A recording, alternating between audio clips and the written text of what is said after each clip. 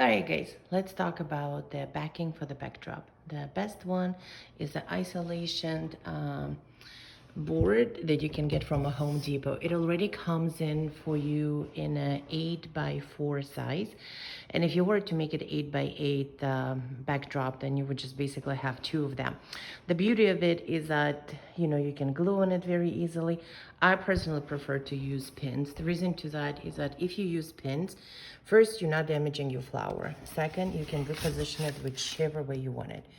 And lastly, is I find it's so much better because if you need to readjust anything or if you change your mind in an opinion, with the glue you don't have as much of a flexibility as you do when you use a pin. And notice that I do not have my center pieces, inside. And there is a reason for that as well. I typically do not glue my center pieces into my flowers for the backdrops because, again, once you put the centerpiece in, you are stuck with it. You cannot, undo it, so to speak. Well, you could, but it would be a lot of work. Whereas, if you are not gluing it on, then you can easily reposition, you have a flexibility to think about maybe change your mind and instead of the blue one, you want to put in red. It just, I find it so much easier to do. Now, I'm going to show you what I mean. So here's a centerpiece that I've made. And if I wanted to, I could put it one in here, or if I wanted to, I could simply put it up in here, or if needed, it could actually serve as a flower its own. So while I was getting ready to do the second part, I went ahead and I repositioned my flowers, and that is the beauty of not gluing your flowers, and instead of using either pins, which is what I prefer to do, or what you could do is you could put a Velcro, on your backdrop. And there are several different ways you can do it, right? Like I've seen where people would put in Velcro like as a row from one end to another. So you would basically this whole thing, you would line it with Velcro, strips by strips by strips. I've also seen where people put in strips, small strips all over the board, and then you would obviously have a Velcro in the back of your flower as well. I don't like doing that. This doesn't quite work for me because it ends up getting sticky. It makes it hard to put flowers on the top of each other because, the Velcro can easily damage the petals. Maybe if I had more space, I would have, been okay with Velcro, but right now the pins is my preferred method. And so let's talk about how you guys do the calculations. The calculations tend to be a little bit of a tricky for people because they calculate, the total size of the flower. So here you have about, a little bit over 12 inches, right? And then you have your 10 inches. And people will calculate it, the length and the width, right? Which is great and fine. The problem is that you need to remember the empty spots that you're going to have between the flowers, right?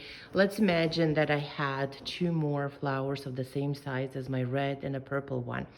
And so I would put the big one here and the small one in here. The petals would be touching, but there would be in between space that would end up being empty. And so for that space, you need something smaller. And that's where I think a lot of people end up with not making enough flowers. At least that was a mistake that I did when I first started making the backdrops. Any case, guys, I'm looking forward to seeing what you're gonna end up doing with my petals. Make sure you post it, tag me. I will have a post dedicated to our group activities in a main group. So make sure if you have questions, if you want to follow up, check in with me, just use the comment section. Looking forward. I'm on my second week of building the flowers, and it's a bit of a mess, but I'm slowly putting them on my backdrop, and I really hope that there is a counterpart on your end doing the same thing. But there is my pins, because remember guys, I don't glue it on, I use the pins. Works beautifully. And what I like to do is I like to just put them in underneath of the petals so that nobody can see it and your center is not damaged. Although when I will put in the center, I'll have to put it in one inside there, but I will hide it just like I did it with that flower right there. Hey guys, so I put it up what we have built so far, and I hope you're building right along with me. If you don't, please do. It would be so much fun. But let's quickly talk about one more benefit of potentially not gluing your flowers. Notice how there is a bit of a space between these two flowers, and you can actually see it right there in the backdrop, right? So because I'm using it on the pin instead of having it glued, right? I can literally move my flower sort of like, you know, in a circular direction. And then if I need to adjust the petals to bring them in a little bit more to cover that space, I can. I mean, of course, you know, things get shifted, but that's a nice thing about not having your flowers glued on right away, is that you can easily reposition. I also want to talk about how, you know, these flowers are pretty large size, right? I mean, there was an exception, a few of them. They all pretty, what is it, 12 inches, you know, 15 inches. But then when you consider the amount of the space that you are working with, you know, that flower is all of a sudden very, very small. And that's what a lot of people don't realize. When you go on an event or when you're planning for your event, you know, be ready that what you see on the video, well, like in a picture, right? It does not capture the full size that you will need to work with, and that's very important to remember, to make sure that you plan ahead, you have extras, and then you've done your calculations correctly. Because remember, you know, when you have your, like this one is a little bit, you know, close to probably 15 inches, right?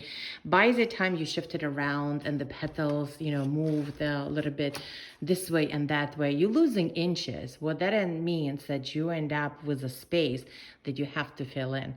But here's the output for this week. I'm hoping to squeeze in one more.